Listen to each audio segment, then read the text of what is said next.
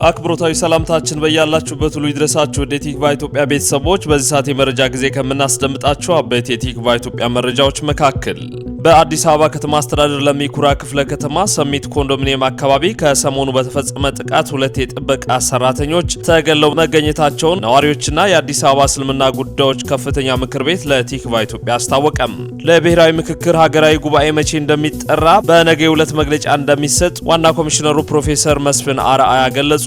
የፌደራል ከፍተኛ ፍርድ ቤት ክሳቸው የተቋረጠላቸው ተከሳሾች ከእስር እንዲለቀቁና የይፈለጋሉ ማስታወቂያ የወጣባቸው 9ኛ ተከሳሽ የጋዜጣ ጥሪ ቀሪ እንዲሆን ትዕዛዝ ሰጠም። የአፋር ብሔራዊ ክልላዊ መንግስት በበረሃሌ ወረዳ ሁለጉቢ ቀበሌ በሚገኘው ጥብቅ ደን ላይ በቀላሉ መቆጣጠር ያስቸገረ ሰደድ እሳት መነሳቱንና እሳቱን ለመቆጣጠር ገና ጥረት የተደረገ መሆኑን ለቲክቫ ኢትዮጵያ አስታወቀም። የኩዌት መንግስት የሀገር ውስጥ የሥራ ሚኒስትር በቤት ሰራተኛ ቅጥር ዙሪያ አዲስና ጥብቅ መመሪያ አወጣም። በመመሪያው ኢትዮጵያ ፈቃድ ከተሰጣቸው ሀገራት መካከል ሆናለች። ውድ ቤተሰቦቻችን እነዚህን ጉዳዮች በዝርዝር እናስደምጣችኋለን። የቲክቫ ኢትዮጵያን ይፋዊ የዩቲዩብ ቻናል ሰብስክራይብ በማድረግ ቤተሰባዊ ወዳጅነቱን ያጠናክሩ። ወደ ዝርዝር መረጃዎቹ እናልፋለን።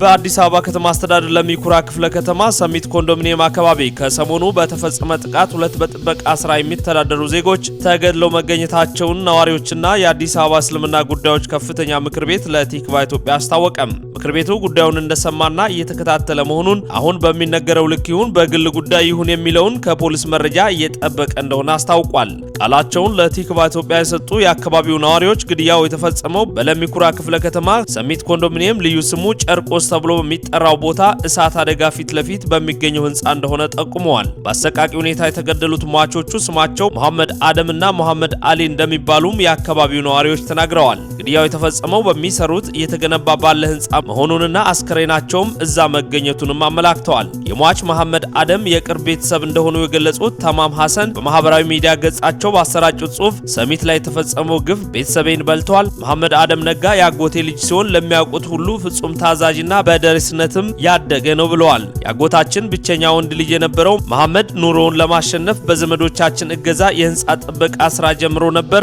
ነገር ግን ከጓደኛው ጋር ሌሊት በተኙበት በግፈኞች እጅ ወድቆ ተገሏል ሲሉም ገልጸዋል። ግድያው አሰቃቂ እንደነበር የገለጹት እኚሁ የቤተሰብ አባል ወደ ስፍራው ሄደው ባዩበት ወቅት ከሚሰሩበት ቦታ የጠፋ ዕቃ ወይንም የደረሰ የተለየ አደጋ አለመኖሩን አመላክተዋል። ገዳዮቹ በአጥር ላይ ገብተው ገለዋቸው በዛው አጥር ከወጡ በኋላ ሰኞ ዕለት በፌደራል ፖሊስ በሩ ተከፍቶ አስክሬናቸው ተገኝቷል ሲሉም ገልጸዋል። ማክሰኞ ኮልፌ ቤተሰቦቻቸው በተገኙበት የሁለቱንም ስርዓተ ቀብር ፈጽመናልም ብለዋል። ቤተሰባችን ገዳዮች እንዲያዙና ርትዕ እንዲሰፍን እስከ መጨረሻው ድረስ ይሰራል። ለወንድሞቻችን ላይ ጀነትን ለቤተሰቦቻቸው መጽናናትን ከአላህ ለምኑልንም ብለዋል። ቲክቫ ኢትዮጵያ ከግድያው ጋር በተያያዘ ሰኞ ሰኔ 1 ቀን 2018 ከሰዓት የፖሊስ አባላት ግድያው በተፈጸመበት ቦታ ተገኝተው እንደነበር ማወቅ ችሏል። ቲክቫ ኢትዮጵያ የፌደራልና የአዲስ አበባ ከተማ ፖሊስ ማብራሪያ ለማግኘት በተደጋጋሚ ያደረገው ጥረት ባይሳካም የአዲስ አበባ እስልምና ጉዳዮች ከፍተኛ ምክር ቤት ግን ግድያው መፈጸሙን እንደሰማና ጉዳዩን እየተከታተለ እንደሆነ አስታውቋል። ከምክር ቤቱ አንድ ከፍተኛ አመራር ለቲክቫ ኢትዮጵያ በሰጡት ቃል በተባለው ልክ የተፈጸመ ጥቃት መሆኑን ማንኛውም አካል እንደሰማው በተለየም ሪፖርት ሳይሆን በዚህ ልክ ሰምተናል። ጉዳዩን ፖሊስ ስለያዘው እንዲህ ነው ለማለት የሚያስችል ነገር እጃችን ላይ የለም ብለዋል። እኛም ጉዳዩን እየተከታተልን ነው ሲሉም ተናግረዋል። በሰው እጅ ስለመሞታቸው ግን የሚያረጋግጡ መረጃዎች አሉ ሲሉም ተናግረዋል። በሌላ በኩል የለሚ ኩራ ክፍለ ከተማ እስልምና ጉዳዮች ምክር ቤት በጉዳዩ ዙሪያ ከመንግስት የጸጥታ አካላት ጋር በጋራ እየሰራ መሆኑን ጠቁሞ መረጃዎችን አጠናክሮ ዝርዝር መግለጫውን እንደሚሰጥም አስታውቋል። እስከዚያው ሙስሊሙ ማህበረሰብ በትዕግስት እንዲጠባበቅም ጥሪ አቅርበዋል። ለብሔራዊ ምክክር ሀገራዊ ጉባኤ መቼ እንደሚጠራ በነገው ዕለት መግለጫ እንደሚሰጥ ዋና ኮሚሽነር ፕሮፌሰር መስፍን አርአያ ገለጹ።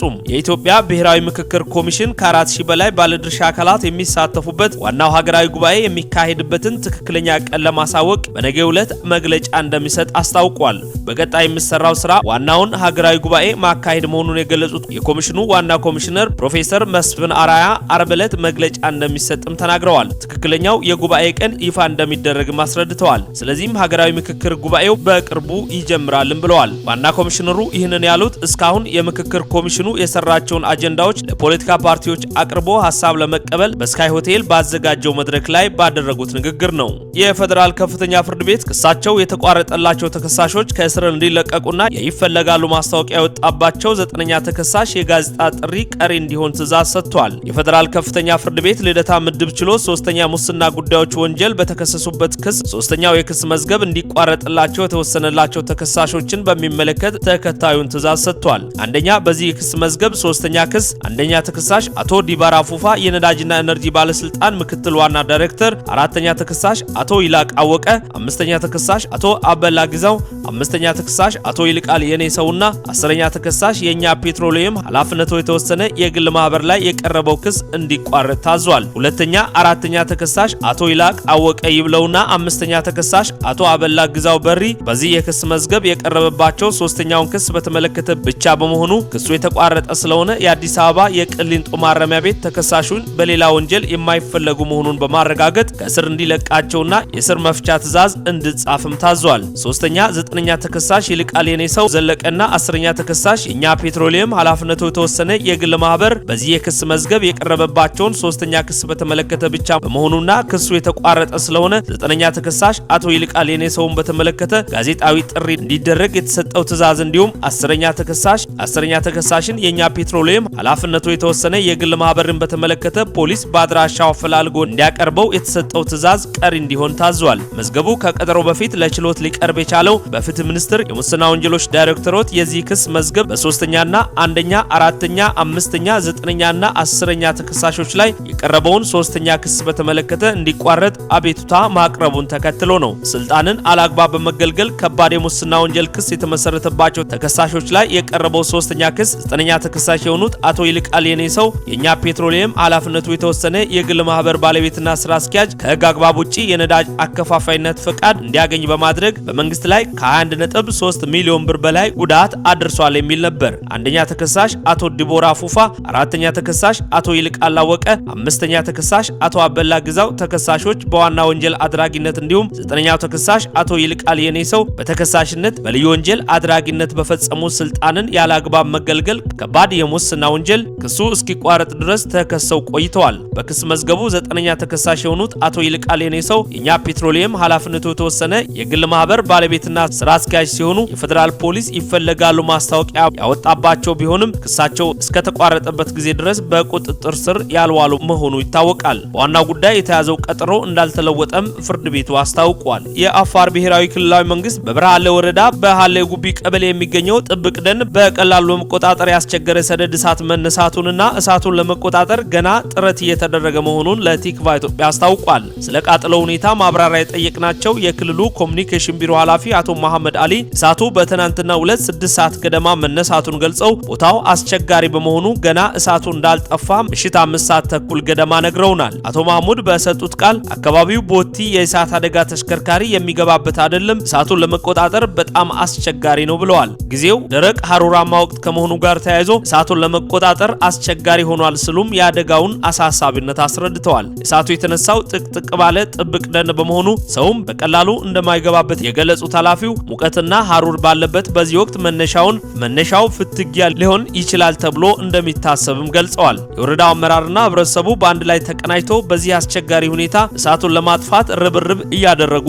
ስለመሆኑም ለቲክቫ ኢትዮጵያ አስረድተዋል። እስካሁን ባለው መረጃ በሰውና እንስሳት ላይ የደረሰ ጉዳት የለም። ህብረተሰቡ ጥንቃቄ ማድረግ አለበት። ጉዳዩን የክልሉ መንግስት በትኩረት እየተከታተለ እንደሆነም ቢሮ ኃላፊው አስታውቋል። የእሳት ቃጠሎው ምን ያህል ቦታ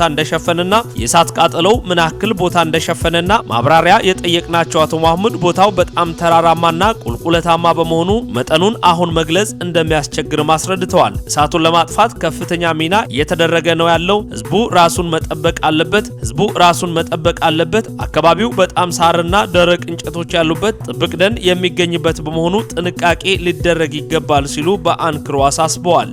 የኩዌት መንግስት የሀገር ውስጥ ሚኒስትር በቤት ሰራተኞች ቅጥር ዙሪያ አዲስና ጥብቅ መመሪያ አወጣም። በመመሪያው ኢትዮጵያ ፈቃድ ከተሰጣቸው ሀገራት መካከል ሆናለች። የኩዌት የሀገር ውስጥ ሚኒስትር በሀገሪቱ የሚካሄደውን የቤት ሰራተኛ ቅጥር ዘርፍ ይበልጥ ለማጠናከርና ለመቆጣጠርና ክትትልን ለማጠናከር የሚያስችል አዲስ መመሪያ ይፋ አድርጓል። ይህ አዲስ መመሪያ ስራ ላይ የዋለው የሀገሪቱ የውጭ ጉዳይ ሚኒስትር፣ የጤና ሚኒስትርና የሰው ኃይል ባለስልጣን በጋራ ባቀረቡት ምክረ ሀሳብ ተመስርቶ ነው። በአዲሱ መመሪያ መሰረት የቤት ሰራተኞች ቅጥር ከ10 ለውትድር ከተፈቀዱ ሀገራት ብቻ እንዲሆን የተገደበ ሲሆን በ27 ሀገራት ደግሞ የቅጥር እገዳ ተጥሎባቸዋል። የኩዌት መንግስት የቅጥር ሂደቱን በጥብቅ እንደሚቆጣጠረውና ቅጥሩን የሚፈጽመው በሀገራት መካከል በሚደረግ ቀጥተኛ ስምምነት ብቻ እንደሆነ አስታውቋል። በዚህ መሰረት ሰራተኞች እንዲገቡ የተፈቀደላቸው 10 ሀገራት ኢትዮጵያ፣ ፊሊፒንስ፣ ህንድ፣ ስሪላንካ፣ ኤርትራ፣ ኔፓል፣ ቪየትናም፣ ደቡብ አፍሪካና ቤኒን ሲሆኑ ሰነጋል ደግሞ ለወንድ ሰራተኞች ብቻ የተፈቀደች ሀገር ሆናለች። ውድ የቲክቫ ኢትዮጵያ ቤተሰቦች ለሳቱ ያዘጋጀንላችሁ አጫጭር መረጃዎች ይህንን ይመስሉ ነበር። ከሰዓታት ቆይታ በኋላ በሌሎች አዳዲስ መረጃዎች እንመለሳለን። የተወዳጁ ቲክቫ ኢትዮጵያን ይፋዊ የዩቲዩብ ቻናል ሰብስክራይብ በማድረግና